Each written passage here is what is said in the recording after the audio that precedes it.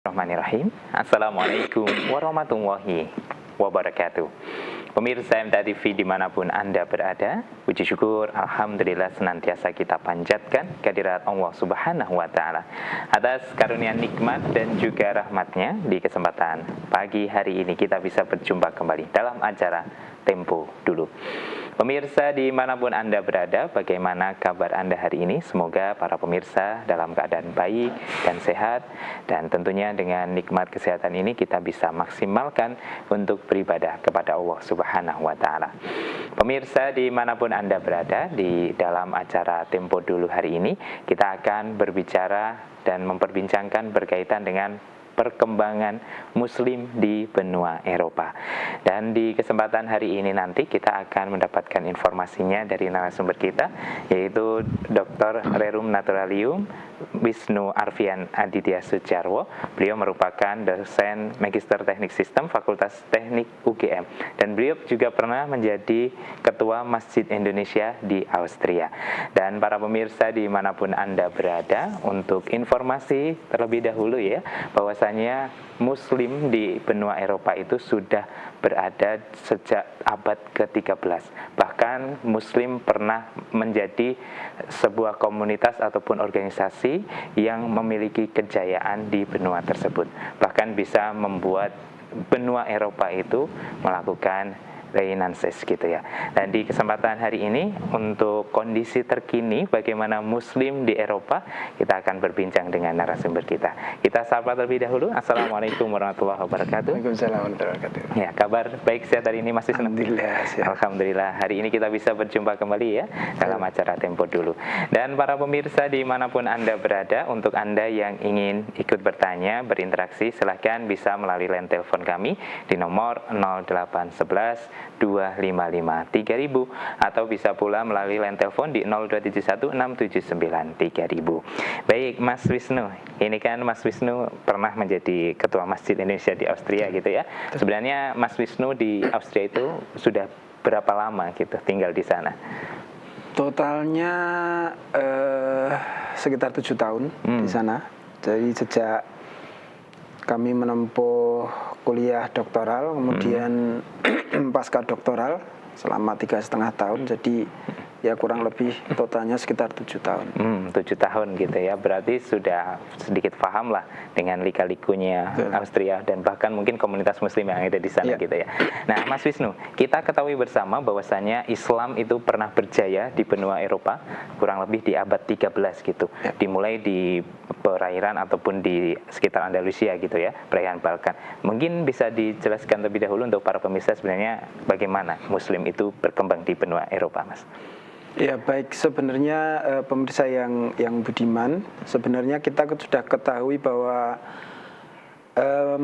perkembangan Islam di benua Eropa sudah jauh dari sejak abad ke-13. Kemudian kita ketahui di sana banyak peninggalan Islam, terutama di daerah atau di negara Spanyol, terutama di Andalusia, meliputi Cordoba, Granada dan sebagainya. Bahkan di sana masih ada satu atau dua lah setidaknya, dua arsitek Islam yang masih terjaga sampai sekarang dan masuk ke warisan UNESCO. Satunya adalah Masjid Agung Cordoba, yang dahulunya sebenarnya adalah di zamannya sebelum penaklukan Andalusia itu adalah wilayah gereja gitu. Tetapi tidak sepenuhnya seluruhnya gereja. Kemudian pada saat zamannya Abdurrahman yang ketiga itu satu sedikit wilayahnya kemudian dipugar dari gereja itu, tetapi tidak keseluruhan. Kemudian dibangunlah satu masjid yang arsiteknya itu menyerupai arsitek Masjid Nabawi. Jadi kalau Masjid Nabawi itu kan khasnya itu kan ada corak antara dua warna yang berbeda begitu kalau ditampilkan di situ. Nah, ini adalah salah satu contoh arsitek Islam yang sampai sekarang masih terjaga. Kemudian sayangnya di hampir akhir tahun 1400-an itu ditaklukkan kembali oleh pasukan Kristen. Kemudian masjid ini tidak dipugar, tidak dihancurkan, tetapi dialihfungsikan menjadi gereja begitu. Dan sampai sekarang masjid ini masih bisa kita lihat ya Mas ya, Betul, betul. dan bisa menjadi sebuah informasi untuk para pemirsa yang ingin melihat peradaban Islam pada zaman dahulu gitu. Nah, ketika di abad 13 itu seberapa besar pengaruh Muslim ataupun Islam di benua Eropa ini? Bahkan mungkin bisa ke ranah-ranah pendidikan atau yang lain sebagainya, Mas Wisnu. Betul. Jadi di abad tersebut sebenarnya perkembangan Islam sangat-sangat maju ya. Kita kenal banyak sekali cendekiawan dari wilayah Andalusia, termasuk Ibnu Rus, Avicenna, Bapak Dokteran, kemudian Al-Khawarizmi, penemu angka nol gitu, salah satunya. Tanpa itu tidak ada yang namanya komputer itu. Komputer kan 0101 gitu. Kemudian di sana juga di daerah tersebut ada perpustakaan terbesar saat itu di daerah Toledo. Yang kemudian juga ada sekolah translasi internasional. Jadi banyak masyarakat Eropa yang kemudian belajar di sana, kemudian belajar bahasa. Karena orang Eropa itu kan tidak mungkin hanya bisa satu bahasa. Kenapa kok berbeda dengan, mohon maaf, orang Amerika? Karena orang Amerika kan tetangganya cuma Amerika itu. Kalau Eropa, tetangganya Eropa itu misal Austria, tetangganya Hungaria. Kemudian tetangganya adalah Slovakia, Slovenia. Kalau mereka hanya bisa bahasanya sendiri, ya mereka tidak bisa berhubungan, berkomunikasi, mengadakan perdagangan. Nah, salah satunya adalah di Toledo ini ada sekolah translasi gitu. Yang akhirnya mempelajari banyak bahasa sehingga bisa tersebar dengan baik. Baik. Berarti faktor Andalusia yang menjadi pusat keilmuan itu apakah memang mayoritas warganya itu memang suka belajar atau ada faktor lain itu, Mas Wisnu? Salah satunya juga memang sebenarnya awalnya adalah karena pemimpin Islam saat itu adalah orang yang suka sains dan membaca. Maka dari itu dibangunlah satu perpustakaan besar yang jumlah bukunya mungkin kalau diceritakan ada yang menyatakan 400.000, ada yang 500.000, yang saat itu Eropa masih di zaman kegelapan gitu. Sehingga akhirnya orang-orang Eropa itu belajar di sana, di perpustakaan tersebut, akhirnya banyak menyebar gitu. Berarti apakah juga faktor orang Islam yang akhirnya membuat benua Eropa itu melakukan renaissance gitu, Mas? Betul, salah satunya adalah faktornya adalah perkembangan Islam saat itu. Baik, berarti pengaruh Islam di benua Eropa itu sangat besar gitu ya, bisa menjadikan sebuah semangat baru bagi benua Eropa untuk memajukan dirinya gitu ya, Mas ya. Nah, kemudian di benua Eropa ini sendiri kan bisa dibilang jauh dari pusatnya Islam gitu ya. Betul. Bagaimana proses pentransferan ilmu dari benua dunia Islam gitu yang berada di Timur Tengah kemudian di Eropa itu sendiri, Mas? Karena yang dikirim itu kan sebenarnya kalau dari cerita itu kan semuanya dimulai dari Tariq bin Ziyad gitu ya. Ketika penaklukan Spanyol itu Tariq bin Ziyad, kemudian mulai dari Abdurrahman I, Abdurrahman II, Abdurrahman III dan sebagainya, sehingga membangun masjid, perpustakaan dan sebagainya. Begitu, dan memang orang-orang Islam adalah orang-orang yang cerdas gitu.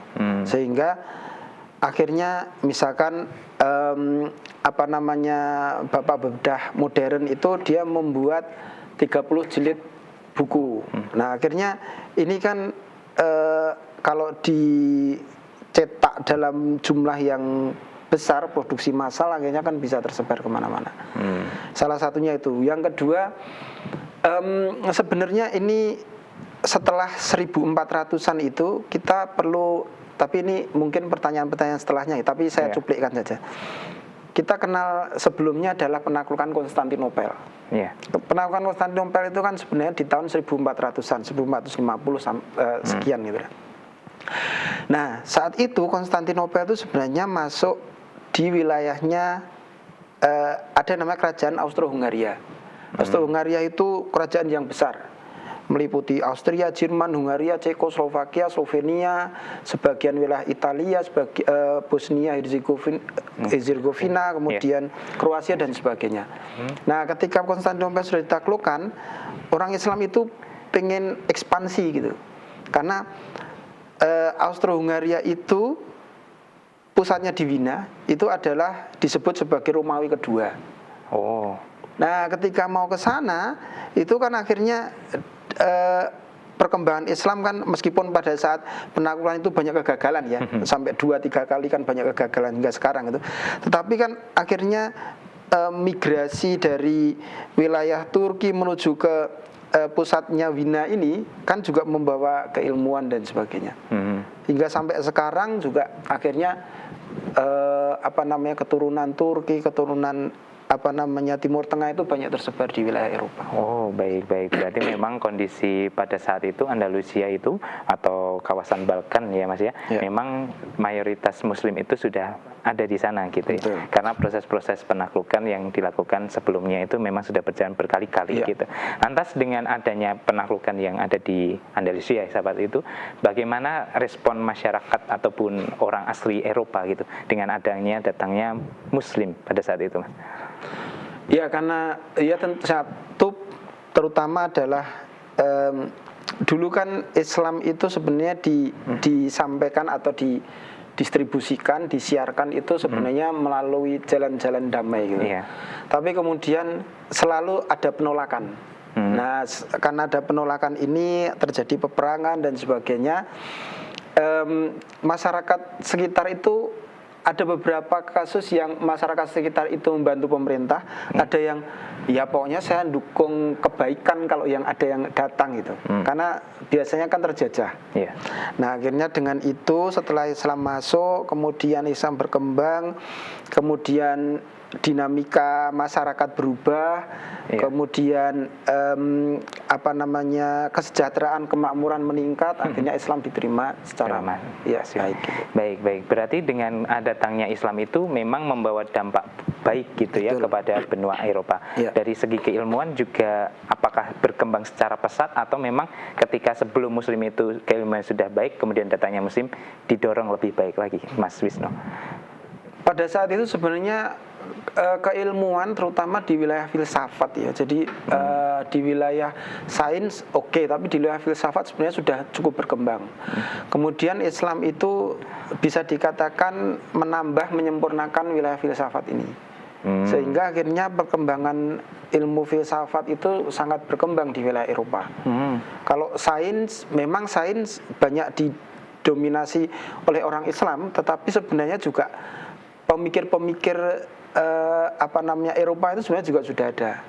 Kemudian dengan adanya Islam itu menambah, menyempurnakan dan sebagainya, kemudian membuat referensi-referensi buku yang menjadi salah satu dasar peletakan bedah, dokteran dan sebagainya. Berarti untuk puncak kejayaan Islam di Andalusia itu dikategorikan ketika fase apa ini Mas Wisnu? Saat tadi kami sampaikan bahwa di zamannya Abdurrahman III itu dibangunlah satu masjid gitu ya. Nah, pemimpin Abdurrahman III ini orang yang suka sains dan membaca. Akhirnya dibuatlah perpustakaan besar, kemudian sekolah translasi gitu. Ini adalah kejayaannya saat itu. Kemudian dibangunlah Istana Alhambra saat itu juga. Kemudian di wilayah Andalusia termasuk Malaga, kemudian Cordoba dan sebagainya. Andalusia itu sebenarnya bukan satu kota, itu satu bisa dikatakan distrik besar gitu, region kalau saya katakan ya distrik kalau disebutnya, itu menjadi pusat perkembangan sains gitu di wilayah Eropa. Nah akhirnya banyak orang masuk ke sana dari wilayah tertentu sehingga menyebarlah ini. Baik, berarti dengan adanya perkembangan keilmuan di Andalusia pada saat itu menandakan kejayaan Islam di benua Eropa gitu ya Mas ya. Tapi kenapa pada saat itu dengan tingginya orang datang ke Andalusia, tetapi setelah itu malah Islam runtuh, kemudian kawasannya balik ke kehidupan seperti sebelumnya Mas Wisnu? Ya tentu saja ini kan sebenarnya perkembangan Islam saat itu sangat baik, tapi satu adalah meskipun ini bukan menjadi faktor utama, adalah persatuan umat Islam saat itu mungkin akan sedikit bergeser, kemudian serangan dari di situ kan sebenarnya masih ada pasukan Kristen. Jadi bukan kok hilang seluruhnya gitu.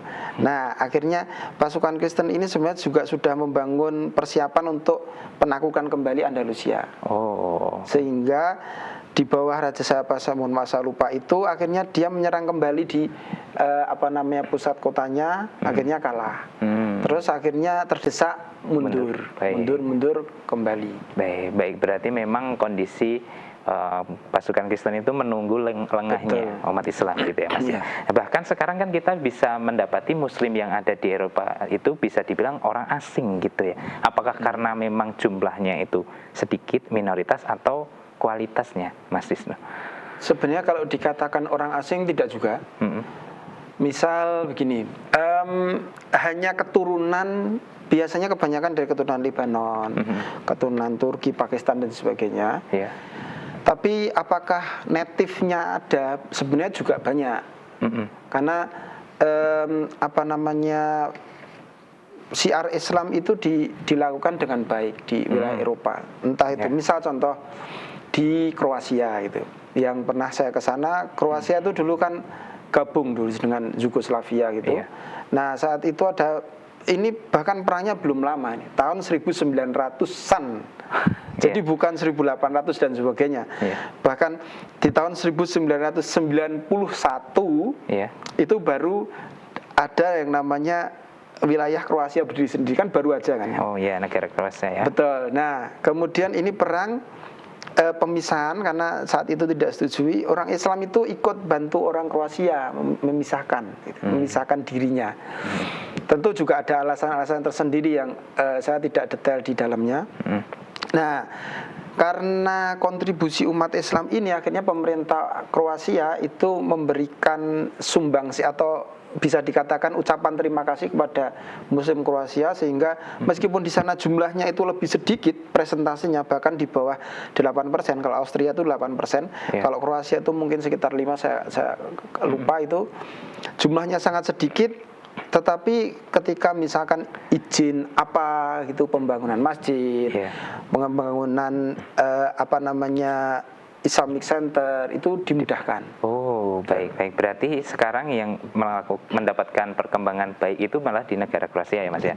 Dan respon dari pemerintah pun juga baik gitu, bahkan support dengan adanya komunitas Muslim.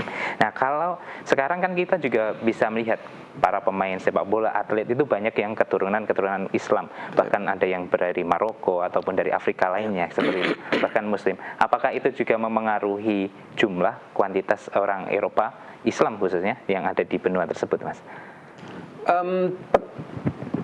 Kenaikan jumlah penganut Muslim mu'alaf ini sebenarnya salah satunya, kalau yang akhir-akhir ini ya, akhir-akhir ini sebenarnya imbasnya meskipun syiar Islam dilakukan dengan baik dan sebagainya, salah satunya adalah saat penyerangan Israel ke Palestina. Ini naiknya drastis. Ini yang penyerangan tahun yang terakhir nih, yang tahun 2023. Naiknya sangat drastis. Jadi sudah jelas-jelas, meskipun sebenarnya banyak negara-negara yang dia itu mendukung habis-habisan ya. Misalkan Jerman, Austria itu sebenarnya pendukung Israel juga. Tetapi lapisan atasnya, lapisan bawahnya tidak setuju. Sama dengan sebenarnya Jerman pun sama. Jerman itu lapisan atasnya, lapisan bawahnya tidak setuju. Kalau Spanyol mulai dari atas sampai bawah dia sudah tidak setuju. Makanya ada ultimatumnya dari Trump ke Spanyol itu. Ya mungkin salah satunya adalah sejarahnya dari Spanyol bagaimana dengan Islam itu ya. Nah, perkembangan Islam ini membesar ketika itu karena merasa bahwa mengapa orang Islam ini sudah ditindas tetapi dia tetap menjaga imannya itu. Akhirnya penasaran, kemudian bertanya kepada temannya yang Muslim, mempelajari sendiri, akhirnya masuk ke Islam dan sebagainya. Karena manusia yang bisa memahami hatinya secara bersih memang seharusnya sadar gitu ya Mas ya. Nah, tadi Mas Wisnu menyampaikan kalau Austria adalah pro Israel. Berarti pemerintahnya apakah juga tidak pro dengan Islam atau seperti apa, Mas? Sebenarnya ini agak sedikit jauh gitu. Kita harus narik dulu ketika Austria itu masih di wilayahnya Austro-Hungaria. Di Austro-Hungaria itu kan beberapa kali Ottoman Empire, Iya. itu Turki Utsmani itu menyerang, Iya. menaklukkan gitu. Pusatnya di Wina. Beberapa kali gagal. Kemudian akhirnya terjadi perjanjian damai. Saat itu masih Austro-Hungaria. Nah, karena ini perjanjian damai, akhirnya umat Islam dengan wilayah Austro-Hungaria itu berdampingan. Kemudian Franz Ferdinand itu rajanya Austria itu kemudian membuat satu monumen namanya Yusuf Emre Fontaine. Itu di distrik 18 itu menandakan bahwa di situ adalah tempat perjanjian meskipun saat itu penyerangan antara Turki Utsmani dengan Austro-Hungaria. Dibangunlah satu monumen, bukan monumen, fonten gitu. Iya. Yang disebut sebagai Yunus Emre Fontaine. Nah, kemudian karena berdampingan akhirnya Islam itu terima baik dengan oleh Austria. Kemudian muncullah yang disebut sebagai Islam Gezet. Islam Gezet itu adalah aturan yang mengizinkan Islam itu berdiri atau hidup berdampingan dengan orang Austria. Yang mengatur keseluruhan hak, entah itu sholat, ibadah, bahkan di universitas, di University of Vienna itu ada namanya jurusan Islamic Theology. Islamic Theology di University of Vienna, dosennya adalah orang Indonesia, namanya Profesor Huda Azhari, itu sering ke masjid kami. Kemudian di sekolah-sekolah di Austria itu wajib memberikan seluruh pelajaran yang siswanya ada di situ. Misal ada siswa Muslim di sana, maka harus difasilitasi pelajaran agama Islam. Karena di sana setidaknya sekitar, kami pernah menulis satu artikel juga, jumlah siswa setiap kelas itu yang ada muslimnya itu sekitar 20 sampai 30. Jadi misalkan 20 orang sekitar 6 sampai 7 siswa itu secara implisit maupun eksplisit. Eksplisit itu artinya saya melabelkan diri sebagai muslim dan saya mengikuti pelajaran, sehingga tolong dibuatkan pelajaran agama Islam. Ada yang implisit, saya sembunyi-sembunyi ya bahasanya. Bukan sembunyi-sembunyi, saya tidak ikut pelajarannya, saya di rumah saja gitu. Kemudian perkembangan Islam di Austria bagus dan sebagainya. Nah, kemudian tahun 2015 parlemen itu mulai menunjukkan gelagat yang tidak bagus gitu. Yaitu tahun 2015 ada yang namanya pelarangan penerimaan dana untuk umat Islam di Austria. Karena masjid-masjid di Austria itu kan sebenarnya bukan mendapatkan dana dari Austria, tetapi dana dari luar negeri. Misal masjid komunitas Turki, dapatnya dari komunitas Turki. Nah, itu sekarang nggak boleh, harus berdiri sendiri. Nah, karena berdiri sendiri ini akhirnya guncanglah beberapa masjid ditutup karena tidak ada pembiayaan. Dulu imam itu bisa didatangkan dari negara kemudian dibiayai, tapi sekarang udah nggak mampu, kembalilah. Kemudian naik lagi tahun 2000, saya lupa 2017 atau 2015 juga yang sama, ada pelarangan beribadah di wilayah sekolah meskipun ada agama Islam, tapi ibadah nggak boleh. Misal puasa. Puasa tidak boleh kalau ketahuan oleh gurunya atau kepala sekolah. Karena pernah teman kami yang berada di Austria ini, anaknya itu sudah agak besar, sekolah di SD gitu, karena puasa penuh. Yang biasanya SD ini selalu memfasilitasi MBG lah kan. Makan siang itu. Kemudian si anak ini tidak ikut makan. Kemudian ditanyalah, kamu kenapa nggak makan, padahal itu wajib. Saya puasa. Akhirnya dipanggillah orang tuanya bahwa makanan ini adalah wajib, kamu nggak boleh meninggalkan. Itu satu. Yang kedua, sholat juga tidak boleh. Jadi kalau anak saya sholat itu biasanya bilang ke gurunya, saya mau sholat, nanti dicarikan tempat sembunyi-sembunyi gitu. Nanti kalau ketahuan guru yang lain atau kepala sekolah yang lain, nanti dipanggil orang tuanya. Baik. Berarti memang ada faktor pelarangan ya, semacamnya, atau pembatasan kegiatan untuk saat ini. Iya, betul. Kalau sebelumnya memang sudah berjalan dengan baik antara tadi Austria-Hungaria dengan komunitas Ottoman tadi ya. Dan tapi karena memang faktor pemerintahan, tapi kalau kondisi sekarang seperti apa, Mas Wisnu? Kondisi sekarang sebenarnya antara agak sedikit, karena ini ceritanya agak sedikit lebih panjang lagi. Tahun 2015 juga itu ada namanya pelarangan berjilbab untuk anak SD di umur, saya lupa tepatnya, 9 tahun kalau tidak salah. Jadi 9 tahun ke bawah itu tidak boleh berjilbab. Nah, tahun ini 2026, akhir tahun 2025, parlemen mencetuskan hal lain lagi. Karena saat itu parlemen ini kan ada banyak partai. Kebetulan partai yang menang tahun kemarin itu 2025 adalah partai yang tidak suka sama kontra dengan Islam. Satu, kontra dengan Islam, yang kedua adalah Auslander. Auslander itu orang-orang dari luar Austria yang kurang memiliki skill gitu. Jadi kayak misalkan ya kamu di sini tak kasih dana atau tunjangan, tapi kamu tidak berkontribusi besar gitu. Makanya ini tidak suka gitu. Nah, tahun 2025 itu parlemen membuat aturan naik itu. Aturan naiknya adalah larangan berjilbab untuk anak SD atau anak sekolah di bawah 14 tahun. Jadi dinaikkan. Kecuali jika si anak ini melakukan protes atas dirinya, atas pelarangan tersebut berkaitan dengan dirinya sendiri. Maka ini tidak ada yang memaksa, dan saya mau tetap memakai ini. Anda harus mengakomodir gitu. Baik. Berarti memang banyak hal yang harus kita waspadai dari Austria maksudnya. Baik Mas Wisnu, kita cukupkan dulu untuk pembicaraan di segmen pertama ini, dan nanti kita lanjut di segmen kedua. Dan para pemirsa dimanapun Anda berada, untuk Anda yang ingin bertanya, kami persilahkan melalui pesan WhatsApp dan SMS di nomor 0811 255 3000 atau melalui panggilan telepon di 0271 679 3000. Kita akan kembali selepas jeda pariwara berikut ini.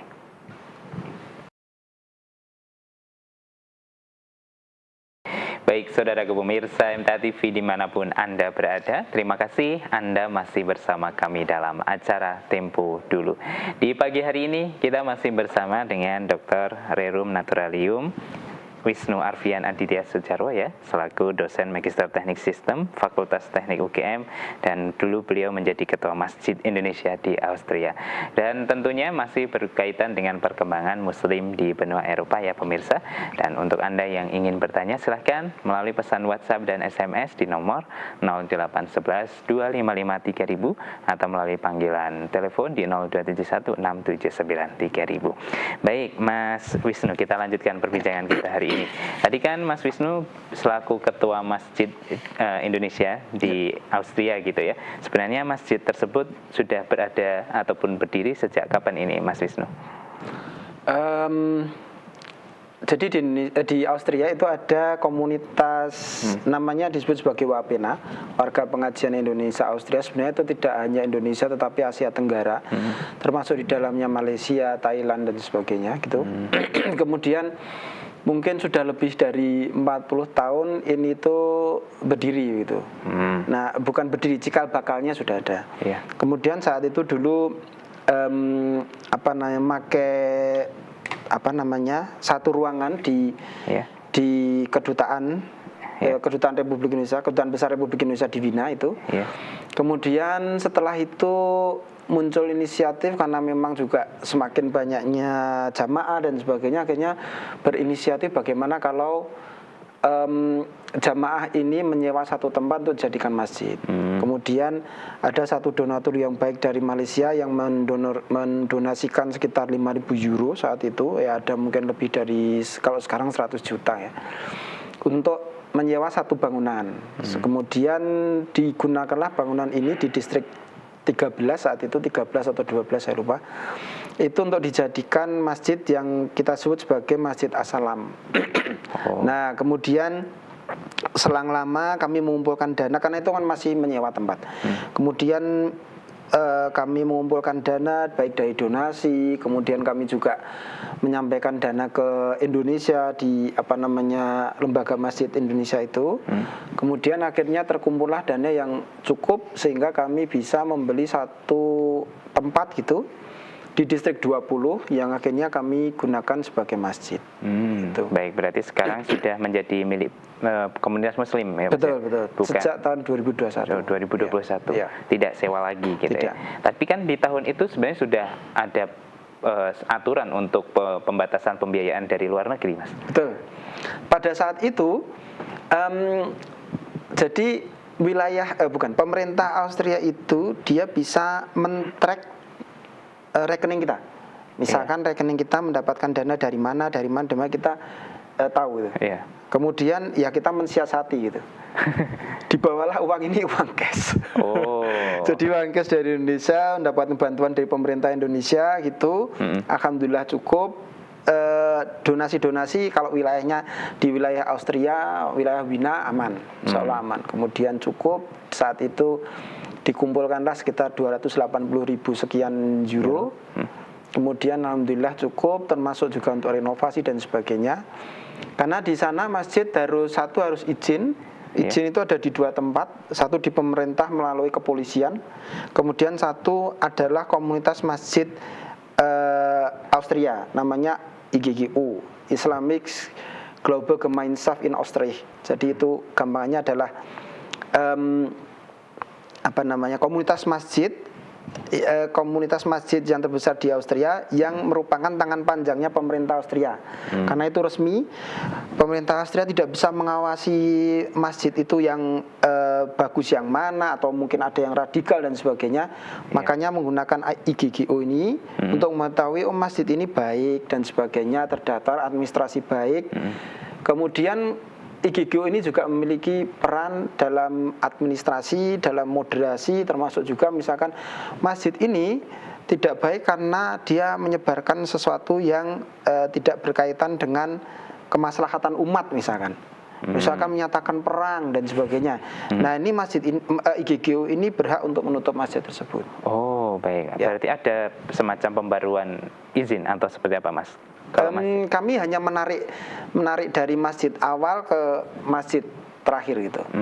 Nah, karena kalau kita membuat atau izin sendiri dengan masjid baru, kami mendapatkan cerita dari sesepuh itu ketika baru pembelian masjid tahun 2021. Kemudian ada 2 sesepuh yang izin ke kepolisian saat itu. Belum duduk, Mas. Baru masuk sudah dibilangin kami tidak mengizinkan pendirian masjid. Belum ngomong itu. Terus akhirnya disampaikan bahwa kami tidak izin pendirian masjid, tetapi kami izin untuk pendirian pusat budaya. Pusat budaya itu termasuk ya Islam, ya Indonesia, tetapi memang aslinya izinnya adalah dari izin sebelumnya. Oh baik, berarti memang harus ada semacam trik ya, kiat-kiat untuk bisa mensukseskan pendirian masjid ini. Berarti kalau sekarang pembiayaannya bagaimana Mas? Kan otomatis sudah tidak ada nih pembiayaan dari luar negeri yang diperbolehkan. Sekarang semuanya murni dari donasi jamaah satu. Kemudian biasanya ada fundraising seperti sayembara dari wilayah Eropa boleh aman, tetapi kalau di wilayah di luar Eropa biasanya dilarang. Oh baik. Dengan adanya pendirian masjid ini khusus yang akhirnya milik pribadi di komunitas muslim di tahun 2021 ini, apakah jumlah jamaah, jumlah muslim di Austria tepatnya meningkat Mas atau berpengaruh terhadap masyarakat? Kami ceritakan sebelumnya dulu. Jadi masjid ini sebenarnya bukan murni masjid ya. Jadi kalau di Austria itu ada aturan yang ketat ke pendirian masjid. Pendirian masjid itu adalah masjid itu kalau mau dibangun di lahan kosong tidak boleh menyerupai bentuk masjid. Artinya ada menara, ada kubah dan sebagainya. Sehingga hanya ada satu masjid yang menyerupai beneran masjid itu di Islamic Centrum yang tadi sudah saya sampaikan di gambarnya itu. Hanya ada satu. Selain itu tidak ada. Bentuknya adalah kotak atau satu ruangan yang difungsikan sebagai masjid. Nah kemudian ini adalah IZW Islamic Centrum Wien, satu-satunya masjid yang berbentuk masjid di Austria. Baik. Karena ada kubahnya. Betul, ada kubahnya, ada tiangnya dan sebagainya. Kemudian masjid kami sebelumnya bukan murni masjid atau bangunan kosong, tetapi sebelumnya adalah gereja. Jadi itu adalah gereja dulu, awalnya ada apa namanya, kursi-kursi yang tertata begitu. Kemudian ketika pindahan kami juga melakukan pindahan itu, kami mencopoti kursi dan sebagainya. Kemudian ini sebelumnya adalah izinnya izin gereja. Kemudian setelah izin gereja selesai, ada partai yang dia itu untuk menghimpun massa, ya sama seperti di sini kan ada partai itu, ada DPP, ada DPC dan sebagainya. Di sana juga ada. Nah, gereja tidak jamaahnya sedikit, akhirnya partai ini masuk nih, saya mau menyewa tempat ini gitu. Nah, digunakanlah ini untuk partai menghimpun massa. Nah, partai ini adalah partai yang paling vokal untuk memusuhi Islam. Namanya adalah FPU. Ini adalah partai yang menang, tapi sangat Islamofobik gitu, sangat fobia terhadap Islam. Nah, kemudian selang beberapa lama, akhirnya kontrak sudah habis, kemudian mungkin juga dia pindah tempat, akhirnya pemiliknya ini menjual. Nah, kami komunitas Muslim Indonesia membeli masjid ini. Nah, jadi rentetannya adalah dari gereja, kemudian partai yang musuh Islam, akhirnya sekarang dimiliki oleh orang Islam. Baik, berarti memang perkembangan untuk masjid sendiri cukup banyak tantangannya ya Mas ya. Termasuk juga walaupun tadi ada partai yang sangat Islamofobia gitu, tetapi kaum muslim masih bisa bertahan di sana, bahkan bisa mendirikan masjid gitu ya. Nah, kalau sekarang Mas, tantangannya apa? Apakah hanya dari pemerintahan atau dari segi lain ada tantangan yang baru? Sebenarnya pemerintah tidak memberikan apa namanya aturan yang membatasi ya. Tetapi terkadang warga sekitar itu merasa seperti masih ketakutan gitu. Meskipun sebenarnya juga kami baik, ada yang di setiap tahun itu ada namanya Tour masjid. Jadi setiap tahun itu masjid ada aktivitas yang dikelola oleh IGGO. Masjid terbuka untuk seluruh orang. Kalau dia mau masuk ke sana, mau tanya tentang masjid, kegiatan apa, aktivitas apa dan sebagainya diizinkan. Termasuk masjid kami. Jadi ada beberapa warga sekitar yang dia itu tanya, masjid ini sebenarnya apa toh, kegiatannya apa toh, kemudian kamu ngapain aja di sini, pendanaan, dan terserah monggo. Termasuk juga kegiatan kami, misalkan ada TPA atau ada kajian atau ada sholat, mereka mau lihat ya silakan. Betul. Ada area yang khusus untuk bisa melihat ya? Iya, betul. Nah, itu terbuka di Austria sehingga orang-orang yang bukan Muslim itu bisa bertanya tentang Islam, tentang aktivitas dan sebagainya. Itu adalah cara Muslim di Austria untuk mendekatkan dirinya dengan komunitas atau masyarakat sekitar. Baik, dengan cara itu berarti jumlah Muslim bertambah dari orang-orang asli Austria, Mas? Betul. Dan satu itu ada yang memang keinginan tersendiri, saya mau masuk Islam menjadi mu'alaf. Ada yang karena biasanya adalah pernikahan. Jadi orang-orang Indonesia itu kan memang banyak Muslimnya. Kemudian bersinggungan dengan orang sekitar kemudian tertarik, kemudian biasanya mengatakan bahwa saya hanya bisa nikah dengan orang Muslim. Nah, akhirnya orang ini biasanya calonnya ini biasanya akan mempelajari Islam, entah itu bertanya, kemudian belajar sendiri, kemudian di satu titik dia itu convert ke Islam. Baik. Sebelum nikah biasanya.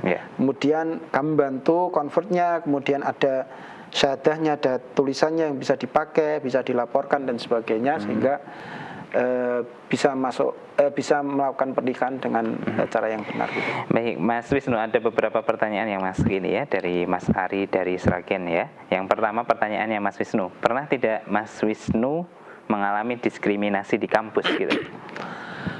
Kalau diskriminasi sebenarnya tidak ada sampai saat ini. Dari teman-teman kami juga tidak pernah menemui perlakuan yang menunjukkan bahwa saya nggak suka dirimu karena Islam, tidak.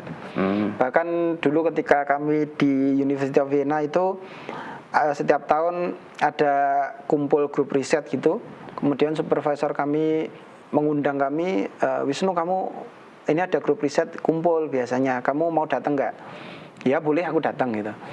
Apa makanan yang bisa kamu makan? Ya makananku ya saya jelaskan bahwa itu harus halal, kemudian saya nggak minum alkohol dan sebagainya. Harus ada sertifikasi halal. Ya oke, tak belikan kamu. Saudara saya yang non Muslim, dia dari keturunan Hungaria, Rusia dan Austria itu menyampaikan bahwa oke, tak belikan kamu daging halal, ada sertifikasinya, kamu boleh ngecek gitu. Dan aku tidak akan menggunakan alkohol untuk menjamu kamu. Baik, luar biasa. Berarti malah toleran ya. Betul. Baik, tidak pernah mengalami diskriminasi. Berikutnya pertanyaannya, isu LGBT di Eropa yang meningkat, apakah juga mempengaruhi komunitas Muslim di Eropa, Mas Wisnu? Sebenarnya kita berjalan sendiri-sendiri, bisa dikatakan sendiri-sendiri. Artinya kami tidak melakukan hal yang merugikan mereka, mereka tidak represif kepada kita, tidak melakukan penetrasi kepada kita. Akhirnya berjalan sendiri-sendiri. Universitas-universitas di Austria itu sebenarnya pendukung LGBT, University of Vienna, Boku, TU Wien dan sebagainya itu banyak yang mendukung LGBT. Tapi mereka ya berjalan sendiri-sendiri gitu. Ada paradenya setiap tahun di distrik 1, bahkan di sekolah-sekolah itu ada hari tertentu untuk merayakan, tetapi biasanya anak saya libur itu, biasanya bolos itu untuk tidak mau datang. Karena di sana bolos juga boleh aja, maksimal 3 hari. Kemudian kami juga tidak melakukan represi, penetrasi kepada mereka. Kami melakukan ibadah di kampus juga boleh, sholat di situ juga boleh dan sebagainya. Mereka juga tidak bertanya, tidak melakukan tindakan-tindakan yang membahayakan bagi kami. Kami berjalan sendiri-sendiri. Di suatu titik ya agak ironi juga ketika mungkin saya lupa tahun 2025 kalau nggak salah, itu kan di Wina, ibu kotanya Austria itu kan beberapa kali ada demo tentang penetrasi Israel ke Palestina. Ada beberapa kali yang sebenarnya itu diinisiasi oleh orang Muslim, bahwa tanggal sekian, jam sekian kita berjalan secara damai dari sini ke sini untuk menyerukan dukungan kepada Palestina. Komunitas Muslim dihimbau untuk hadir. Biasanya kayak gitu. Nah, yang datang itu bukan orang Muslim aja, komunitas LGBT juga datang. Baik. Jadi ya sudah, akhirnya mereka datang, ya udah, kalau mereka mau menyerukan ya silahkan aja, yang penting tidak mengganggu, tidak saling mengganggu dukungan Palestina yang jelas dari umat Muslim. Kalau mereka mau dukung ya udah silakan. Baik, luar biasa. Ini berarti memang dalam hal ini banyak hal yang memang berselisih ya. Betul. LGBT punya hak sendiri, Muslim juga punya hak sendiri gitu ya. Tapi dalam suatu event ketika ada serangan Israel ke Palestina, ternyata mereka juga pro untuk mendukung Palestina gitu ya, Mas ya. Nah, terakhir karena waktu ini, Mas, dengan adanya perkembangan Islam Muslim yang ada di Eropa yang semakin meningkat itu tadi, apa pengaruh yang akhirnya bisa memberi dampak kepada benua yang awalnya memang Islam berjaya di sana itu? Menurut saya, karena ini pemeriksaan pribadi, menurut saya Islam dari sejak awal itu memiliki perkembangan yang sangat pesat, bahkan sekarang juga sangat baik, perkembangannya juga besar. Kemudian syiar Islam dilakukan dengan baik. Akhirnya ya Eropa ini menjadi salah satu wilayah yang termasuk perkembangan Islamnya sangat bagus gitu. Jumlahnya meningkat setiap tahun. Kemudian terutama di negara-negara yang komunitasnya besar ya, kalau UK, kemudian di Belanda, itu kan Muslimnya juga banyak. UK besar, misalkan kalau dibandingkan Austria atau Slovenia, Slovakia, Jerman tuh Muslimnya masih sedikit, tetapi setiap tahun ada pertambahan. Sampai saat ini saya selalu mengetahui misalkan mu'alaf datang ke kami kemudian menyatakan bahwa dia tertarik Islam, tidak ada paksaan, karena di situ ada klausul bahwa tidak ada paksaan, mengetahui, kemudian kalau mereka bingung juga mereka bisa bertanya, diskusi, korespondensi dan sebagainya. Akhirnya kami melihat bahwa Islam ini semakin berjaya di wilayah Eropa. Baik, terima kasih Mas Wisnu untuk informasinya yang luar biasa ini. Semoga sehat selalu dan kapan-kapan kita jumpa lagi ya Mas Wisnu. Assalamualaikum warahmatullahi wabarakatuh. Baik pemirsa MTA TV dimanapun Anda berada, demikian tadi perbincangan pagi kita dalam acara Tempo Dulu bersama dengan Dr. Rerum Naturalium Wisnu Arfian Anditya Sudjarwo, dan semoga para pemirsa bisa mengambil informasi yang telah kita bicarakan hari ini. Akhirnya saya Wahid Arifuddin mewakili rekan kerja yang bertugas pada pagi hari ini pamit undur diri. Alhamdulillahirobbilalamin. Wassalamualaikum warahmatullahi wabarakatuh.